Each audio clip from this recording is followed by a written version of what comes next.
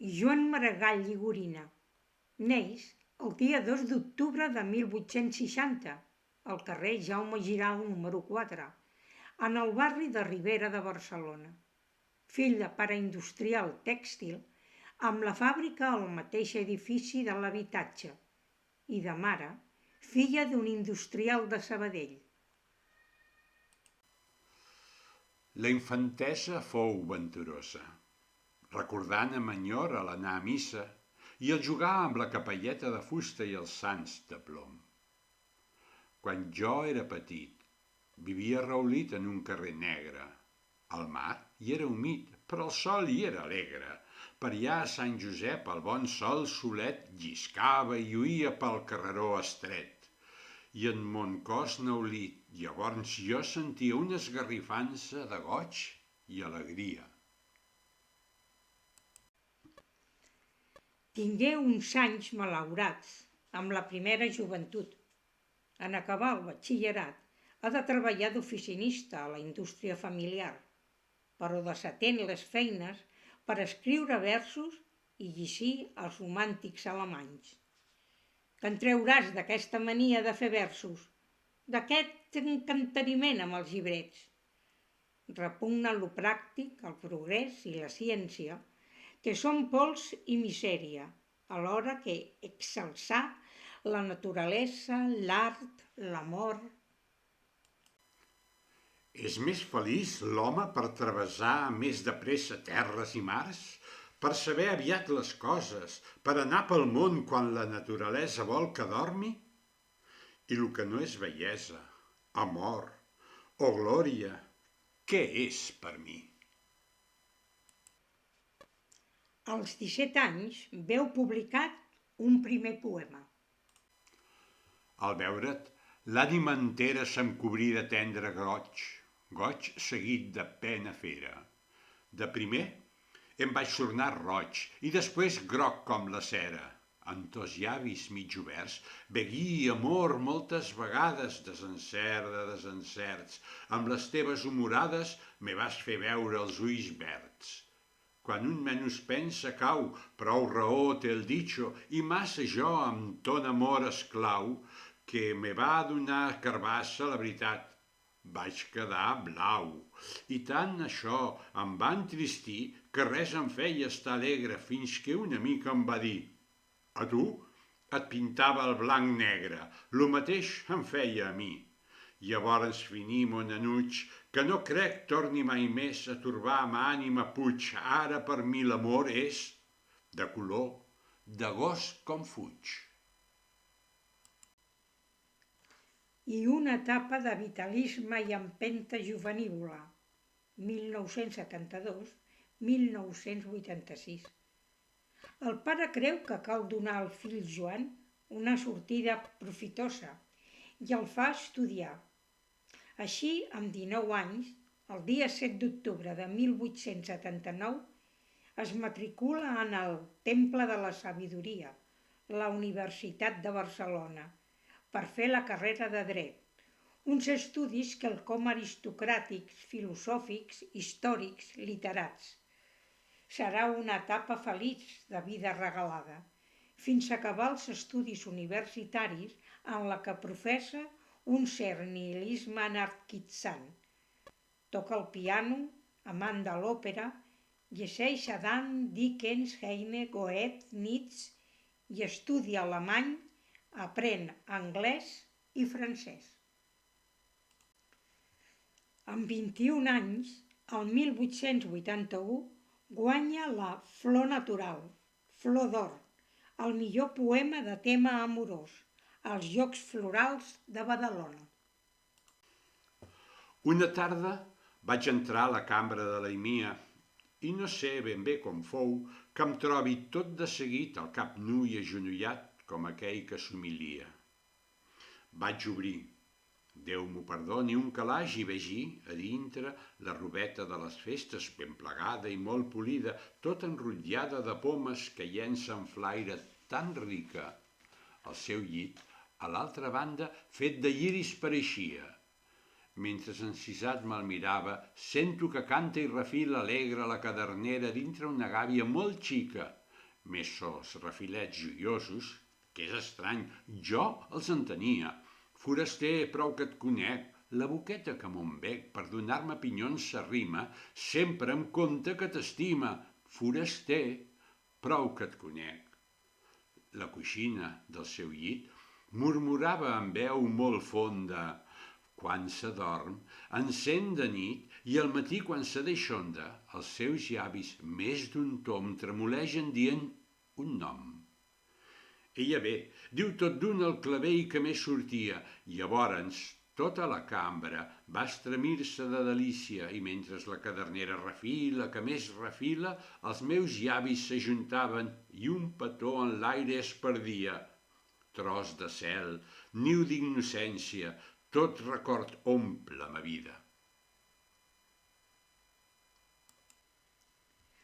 En els amors lluiten el carnal i el sentimental, entre el foc i la tendresa, cercant la dona ideal, amb una sensibilitat exagerada a voltes extravagant.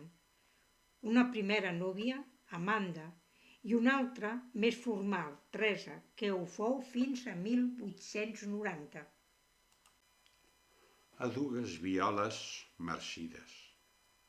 Vosaltres us heu brasat en l'opit d'una donzella, després a mi heu arribat, i al mirar-us lo cor me bat, perquè em feu pensar en ella. Éreu fresques i flairoses, ara seques i marcides, tots de pols morireu foses, no de viure penedides, perquè haveu sigut ditxoses, més jo moriré emigrat, sens lo record d'un bon dia, sens matesta haver brasat en l'opit que heu embaumat de la verge que us tenia. 1884. Acaba la carrera de dret. Adquireix les obres de Goethe. 1886. Exerceix d'advocat d'ofici. És el referent literari del corrent modernista, 1886-1902. En fer-se soci de l'Ateneu Barcelonès del carrer Canuda, coneix a Josep Isart, Joan Cerdà, Narcís Oller, Alexandre Cortada, amb els que s'iniciarà el corrent modernista. Somnia amb la glòria, en la bellesa, en el món ideal, en la natura, font d'energia i salut. Valora la musicalitat per defugir una realitat hostil, un somni amb els que els artistes són els seus sacerdots. L'ideal de l'artista és la bohèmia, sense obligacions quotidianes, per viure amb plaer i bellesa. Tinc una oda començada que no puc acabar mai. Dia i nit me l'ha dictada, tot quan canta en la ventada, tot quan brilla per l'espai. Va entonar-la ma infantesa entre insomnis d'amor pur, de caiguda i mig malmesa joventut me l'ha represa amb compàs molt més segur. I així sempre, a l'aventura, sense saber si lliga o no, vaig enllaçant la mà insegura, crits de goig, planys d'amargura, himnes d'altra adoració. Sols desitjo per ma glòria, que si algú aquesta oda sap, al moment en què jo moria, me la diga de memòria, mot per mot, de cap a cap. El pare s'arruïna en el negoci familiar i, a contracor, ha de fer front a la nova situació econòmica. Fent-se càrrec de l'administració, aconsegueix salvar la ruïna i assegurar-se un futur com a rendista. 1888. Entre els mesos d'abril i desembre es celebra a Barcelona la Gran Exposició Universal, mostra de la Revolució Industrial Catalana, en la que els arquitectes modernistes i de les belles arts mostren el seu esplendor, alhora que es fan paleses les bones relacions entre la burgesia catalana amb la monarquia espanyola, criticades pels sectors republicans i catalanistes i per la classe obrera. 1888. Coneix a Clara Noble Malvido, filla de comerciant anglès i andalusa, amb qui es casa el dia 27 de desembre de 1891 a l'església de Santa Anna. Tindran 13 fills, entre 1893 i 1911, 6 nenes i 7 nens. Els seus amics, com a regal de noces, li entreguen 100 exemplars d'un recull de les seves primeres obres, que va ser el seu primer llibre imprès. Viu 3 anys al carrer Llúria, xamfrà amb Ausiàs-Marc. 1890.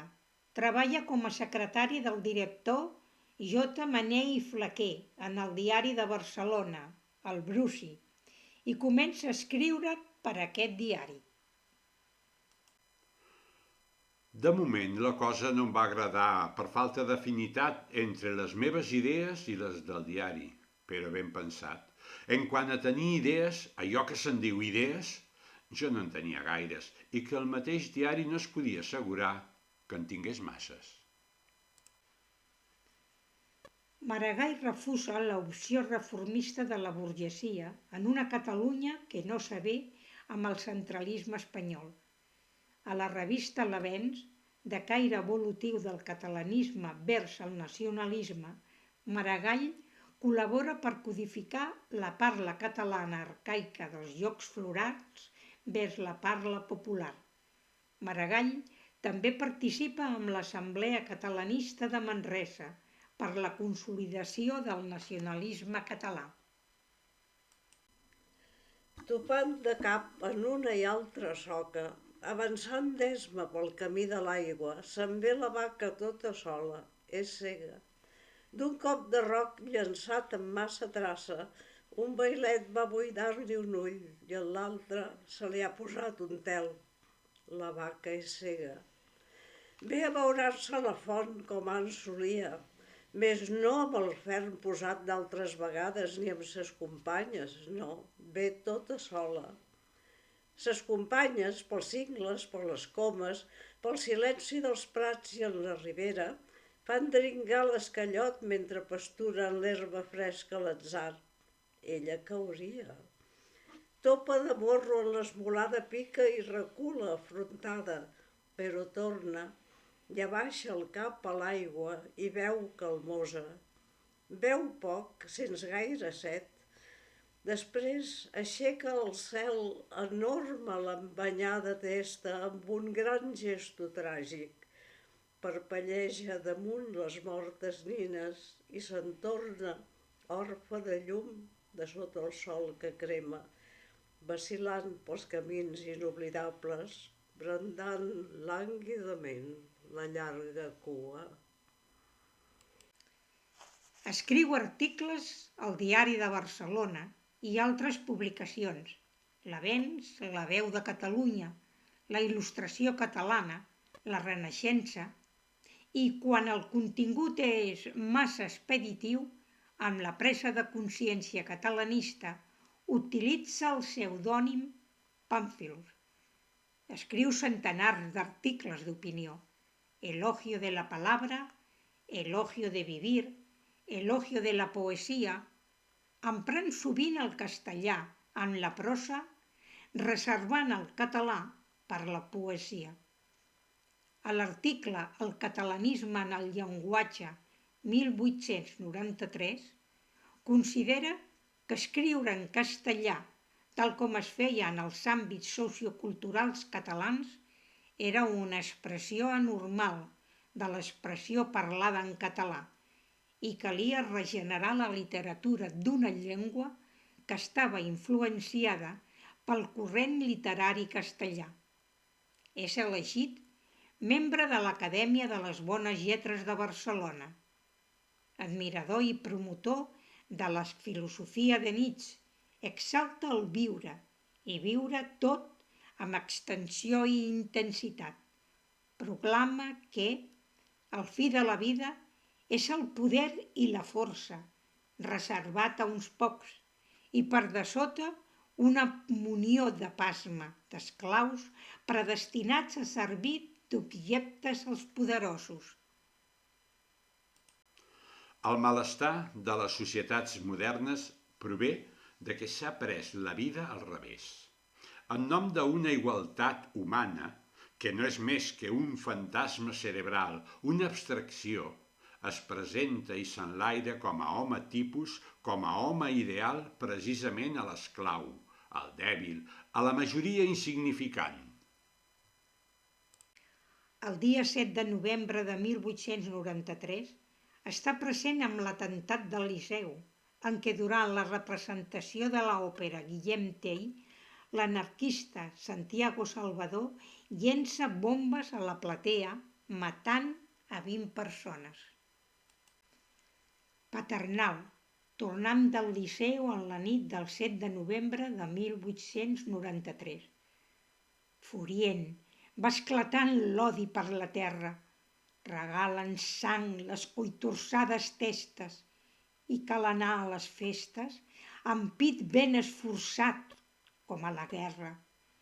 A cada esclat mortal la gent trèmola es gira, la crueltat que avança, la por que se'n retira, se'n van partint el món, mirant el fill que mama, la mare sospira, el pare arruga el front, però l'infant, innocent, que deixa, satisfet, la buidada mamella, se mira en ell, se mira en ella i riu bàrbarament. 1894, Premi als Jocs Florals, de l'Englantina, el poema més patriòtic. La sardana és la dansa més vella de totes les danses que es fan i es desfan. És la mòbil, magnífica en ella, que en pausa i en mida valenta oscil·lant. Ja es decanta a l'esquerra i vacil·la, ja volta altra volta a la dreta dubtant, i se'n torna i retorna intranquil·la com mal orientada l'agulla d'imant. Fixes un punt i es detura com ella, del contrapunt arrencant-se novella de nou va voltant. La sardana és la dansa més vella de totes les danses que es fan i es desfan. No és la dansa lasciva, la innoble, els uns parells d'altres desaparellant. És la dansa sencera d'un poble que estima i avança, donant-se les mans. La garlanda suaument se deslliga, desfent-se s'eixampla, esvaint-se al voltant. Cada mà, tot deixant a l'amiga, li sembla prometre que ja hi tornaran. Ja hi tornaran de parella en parella. Tota ma pàtria cabrà néixer en ella i els pobles diran: la sardana és la dansa més vella de totes les danses que es fan i es desfan. Tradueix a Goethe, Novalis, Nietzsche, Homer, Píndar, cançons de Mendelssohn, Schumann, per l'Orfeó Català. Viu al Passeig de Gràcia. A l'Ateneu Barcelonès va ser secretari d'Àngel Guimerà. 1895. Publica Poesies, el mateix títol dels 100 exemplars que li van regalar el dia del seu casament, a l'edició de l'Avenç. Vigila, esperit vigila, no perdis mai el teu nord. No et deixis dur a la tranquil·la aigua mansa de cap port. Gira, gira els ulls en l'aire, no miris les platges roïns, dona el front en el gran aire, sempre, sempre mar endins, sempre amb les veles suspeses, del cel al mar transparent, sempre entorn aigües esteses que es moguin eternament. Fuig-ne de la terra immoble, fuig dels horitzons mesquins, sempre al mar, el gran mar noble, sempre, sempre mar endins. Fora terres, fora platja, oblida'n de tot regrés. No s'acaba el teu viatge, no s'acabarà mai més. S'interessa pel mite del comte Arnau, que escriurà en 3 etapes i assenyalarà l'evolució de Maragall. En la primera part es mostra Nietzscheà, advocant per la regeneració en la consciència de la moral burgesa. Els timbals de l'orgia ofenen l'aire, de l'hora matinal que encara guarda les quietuds de l'aire de la nit. I surt dalt del cavall el comte Arnau, que porta la capa blanca, i va a veure l'abadessa del convent de Sant Joan. Els pastors, per les muntanyes, tots de lluny guaiten com passa. Els pagesos tots tremolen. És el comte Arnau! Totes les veus de la terra aclamen el comte Arnau perquè de la fosca prova ha sortit tan triomfant. Fill de la terra, comte Arnau! Ara demana que no podràs? Viure, viure sempre! No voldríem morir mai. Sé com roure que s'arrela i obre la copa en l'espai. Dic, a l'article La independència de Catalunya, el pensament espanyol és mort. I hem de desfer-nos ben de pressa de tota mena de lligam amb una cosa morta. Per això dic que avui tota promiscuitat intel·lectual amb els castellans no pot ser sinó en detriment de la integritat de l'evolució natural i pròpia del pensament català. Que cadascú faci un acte de voluntat dient: no llegiré cap periòdic que inspiri el seu criteri en lo de Madrid. En quant als teatres, s'ha de fer guerra amor al género chico. No ens hem de cansar de dir és el salt endarrere d'una raça decrèpita que, a més, no és la nostra, sinó d'una tribu africana que un entra a veure un cop per curiositat i amb certa llàstima. Al damunt dels nostres cants aixequem una senyera que els farà més triomfants. Au, companys, enarborem-la en senyal de germandat. Au, germans, al vent desfem-la en senyal de llibertat. Que volei, contemplem-la en sa dolça majestat. Oh, bandera catalana, nostre cor t'és ben fidel. Volaràs com au galana pel damunt del nostre anhel. Per mirar-te sobirana alçarem els ulls al cel i et durem arreu en l'aire, et durem i tu ens duràs. Voleiant el grat de l'aire el camí assenyalaràs. Dóna veu al teu cantaire, llum als ulls i força al braç. 1896, Premi als Jocs Florals, Viola d'Or i Argent, el poema més religiós. La missa matinal la diuen allà dalt, així que es fa de dia. La missa de l'estiu, el capellà la diu amb les portes obertes. El caçador es deleix, de fora estant l'oeix amb un genoll en terra. Al bon punt d'alçar Déu li bota allí al vell peu la llebre endiestrada. S'esventra el gos lladrant, la llebre fuig botant i el caçador al darrere.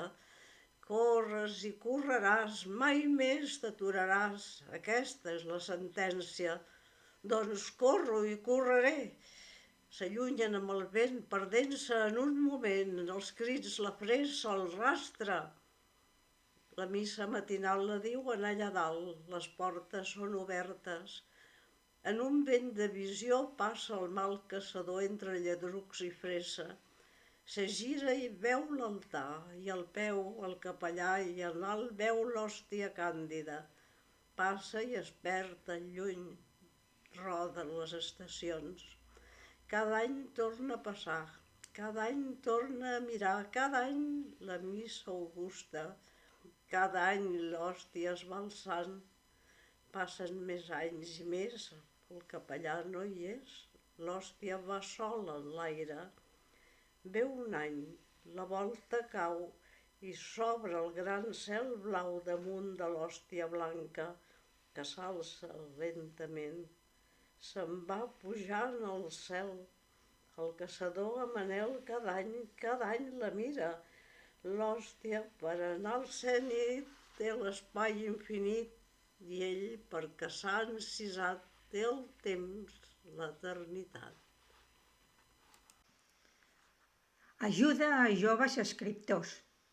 Josep Carner, Josep Maria de Segarra, Francesc Pujol, Carles Riba, Miguel de Unamuno, en qui manté un llarg epistolari entre l'esperit català i l'esperit castellà.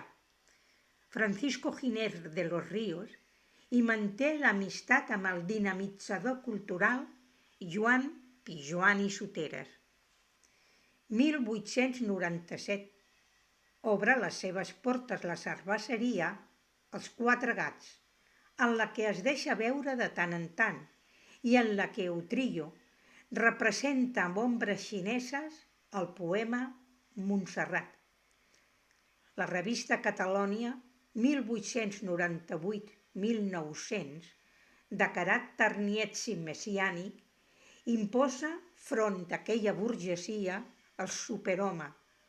L'artista és el dirigent nietzià que imparteix els valors a les masses alienades. Tradueix Tristan i Isolda, de Wagner. Tradueix d'Ifigènia Taurida, de Goethe al català.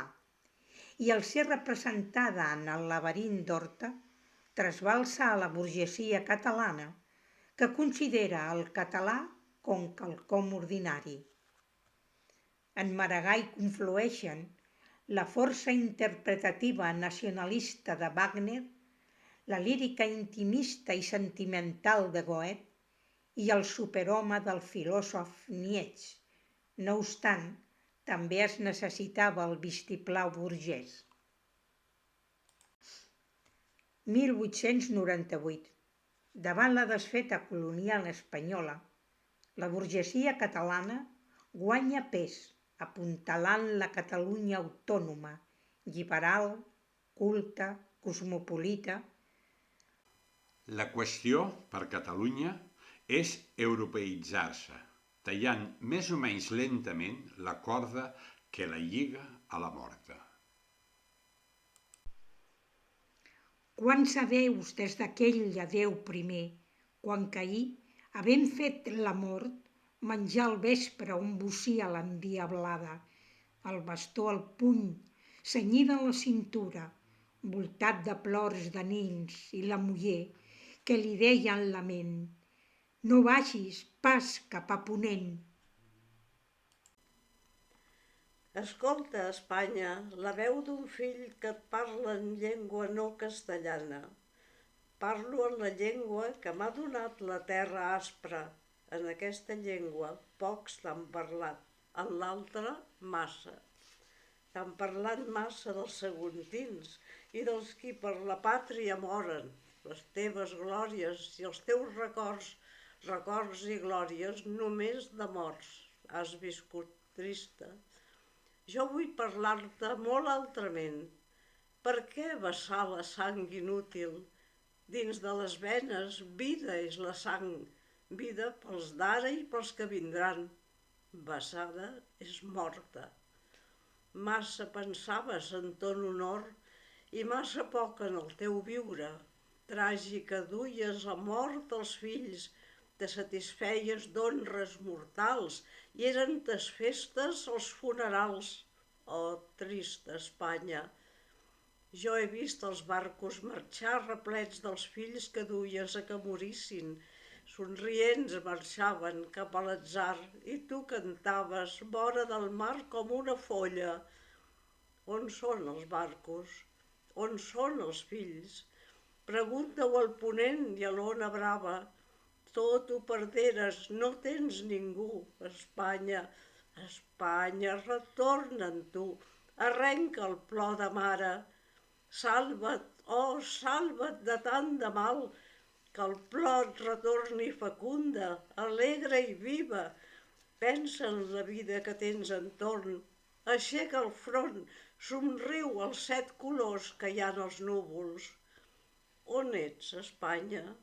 No et veig enlloc. No sents la meva veu atronadora? No entens aquesta llengua que et parla entre perills?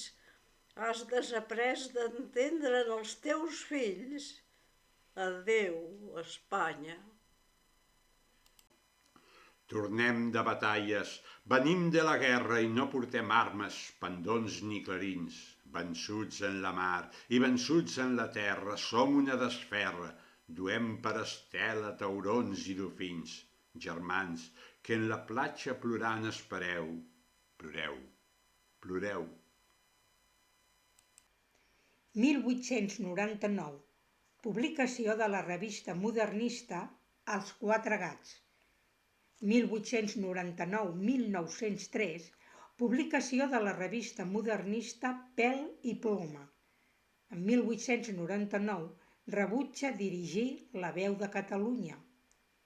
Es trasllada a viure a Sant Gervasi, al carrer Alfons 12, 79, llar pairal en la que viurà la família Maragall, amb vistes a Collserola. En 1900 publica el llibre de poemes Visions i Cants. Trenca les seves relacions amb el Diari de Barcelona per discrepàncies polítiques. Tradueix fragments de Faust de Goethe per l'obra teatral de la Margarideta. Nomenat president de l'Ateneu de Barcelona, després d'Àngel Guimerà, fa el seu elogi de la paraula, teoria de la paraula viva, en la que dona suport a la parla col·loquial, senzilla, realista, sense grandiloqüències, el 15 del 10 de 1903. Doncs jo crec que la paraula és la cosa més meravellosa d'aquest món, perquè en ella s'abracen i es confonen tota la meravella corporal i tota la meravella espiritual de la naturalesa. Obté amb els Jocs Florals de Barcelona la Flor Natural al poema de tema lliure. Per haver guanyat 3 premis als Jocs Florals és investit mestre de Gai Saber l'any 1904. En la gran serenor del cel d'hivern he mirat les muntanyes com brillaven i se m'ha aparegut el trobador que enllà del temps cantava. Aquestes muntanyes que tan altes són m'apriven de veure, mos amors, on són. Quanta terra de tu a mi, quanta neu entre nosaltres. Més la veu jo en llenço als cims, trameteu-la i neus més altes. Si tots dos fóssim infants, jugaríem a esponsalles. Jo seria el rei d'aquí, reina tu de l'altra banda. Jo t'aniria a cercar, tindríem un gran reialme, el reialme pirinenc coronat de neus molt blanques, planes verdes a l'entorn i un mar blau a cada banda. Els vassalls foren pastors, mariners i gent de la plana, rei i poble i cor, tot al voltant les teves gràcies, aquelles muntanyes que s'abaixaran i les amoretes que apareixeran. Apareixerà l'amor damunt la cordillera, sos raigs resplendiran en la blavor i la que fou barrera serà trono reial d'unió. 1903. La cerveseria Els Quatre Gats tanca les portes i exclou la publicació de Pèl i Ploma i també la revista Joventut, pel que sembla la fi del modernisme. En 1904 publica el llibre de poemes Les Disperses, amb poesies originals i traduccions de Goethe. Pirinenca. Dins la cambra xica, xica, en la nit dormo tot sol. Per de fora negra, negra, la muntanya em veia el son. La muntanya alta, alta, que se'm menja tot el cel. Se m'arriba dreta, immòbil, sentinella, mut i ferm.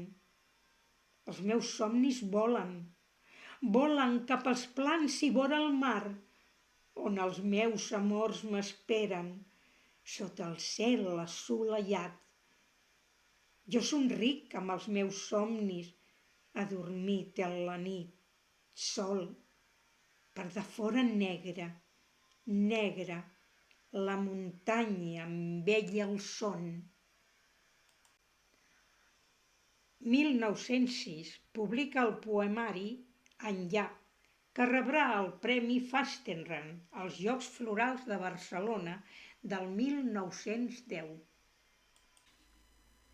Que és llarga l'eternitat. Només fa 1000 anys que corre el Comte Arnau i està cansat. Que és llarga l'eternitat.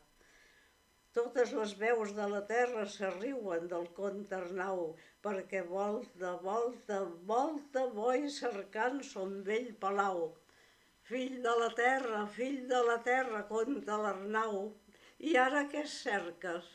I ara què cerques? Ah, ah, ah, ah! Cerco mon ànima, valga'm Déu val. I a on la cerques? A on la cerques, Comte l'Arnau? A casa meva, dueu-m'hi, si us plau. Tu no tens casa, tu no tens ànima, tens un cavall. Corre, que corre, corre, que corre, au, au, au, au.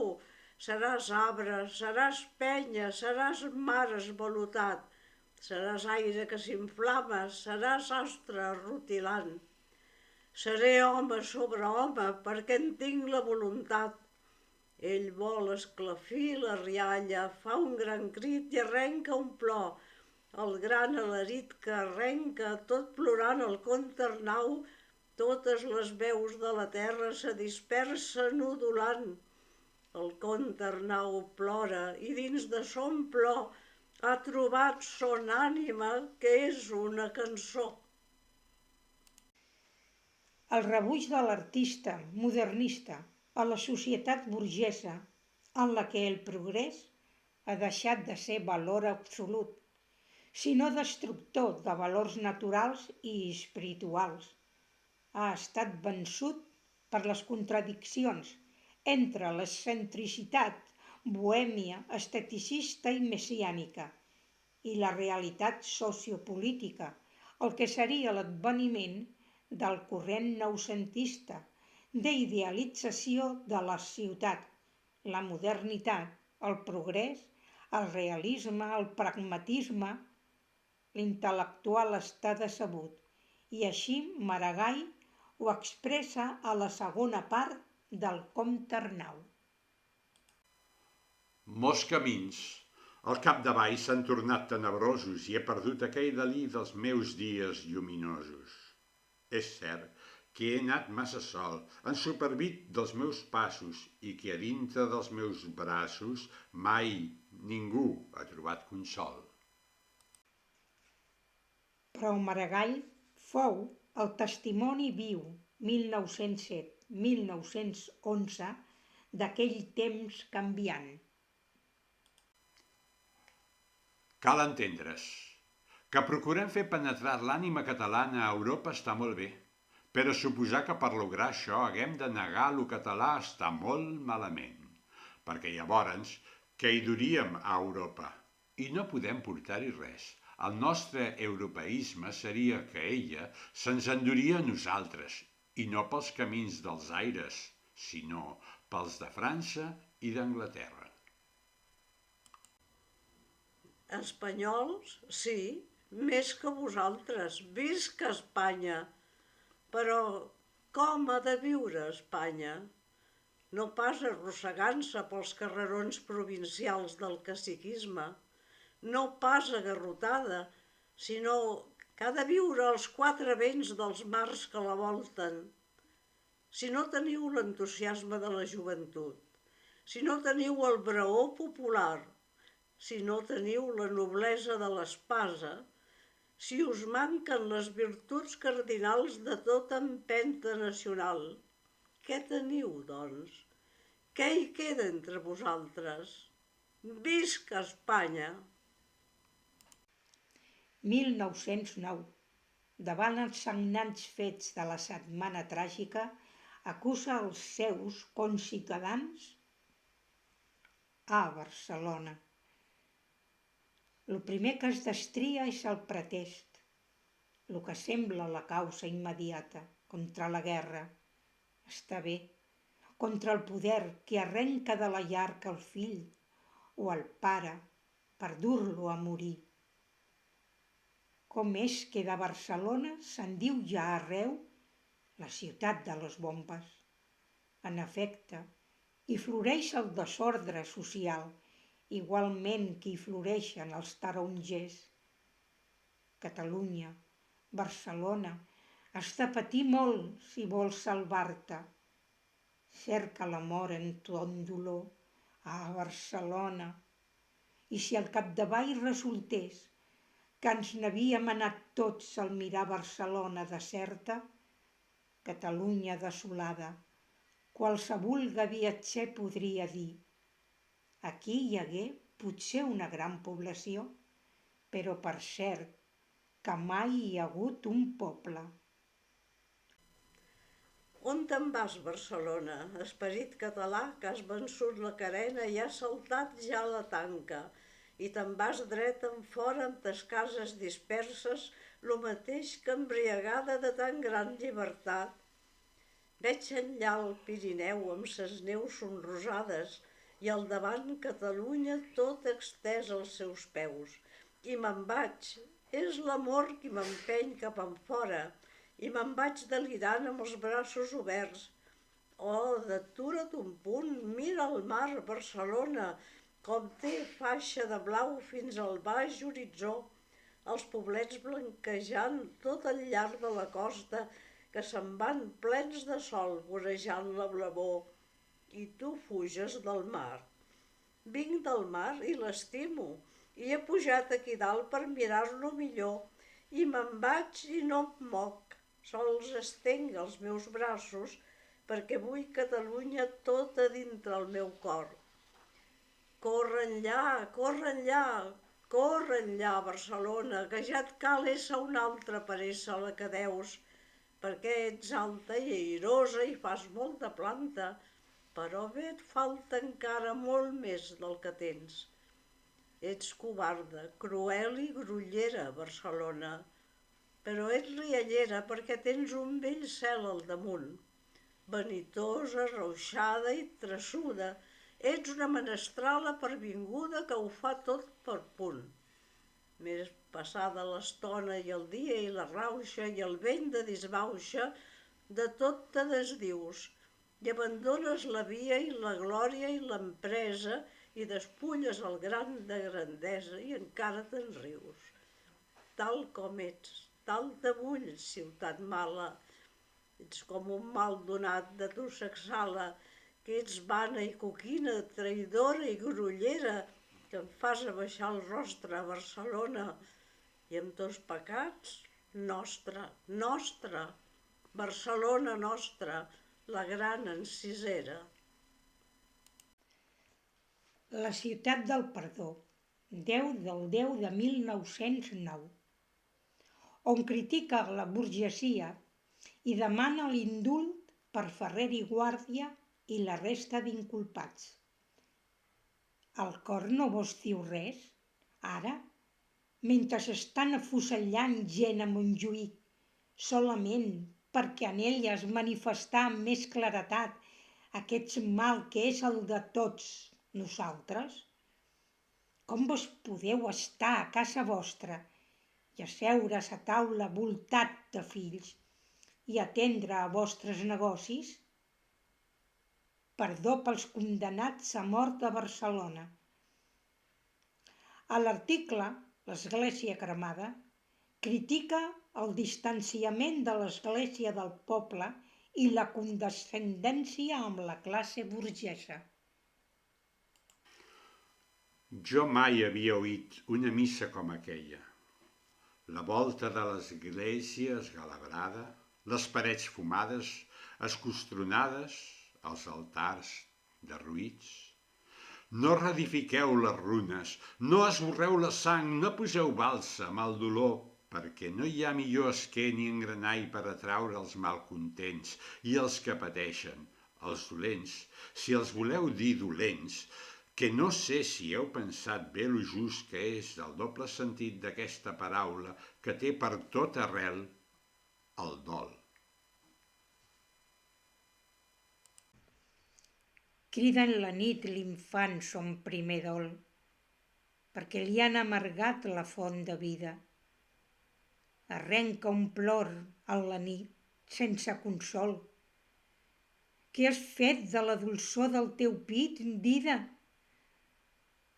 Per què avorrissa el pit li han embrutat amb la pols del senet tan amarganta i dolorosament meravellat? El pren i el deixa i mira i se n'espanta. Què has fet, dida? Què has fet? Estic perdut. Ai, braços que em teniu, adeu-siau.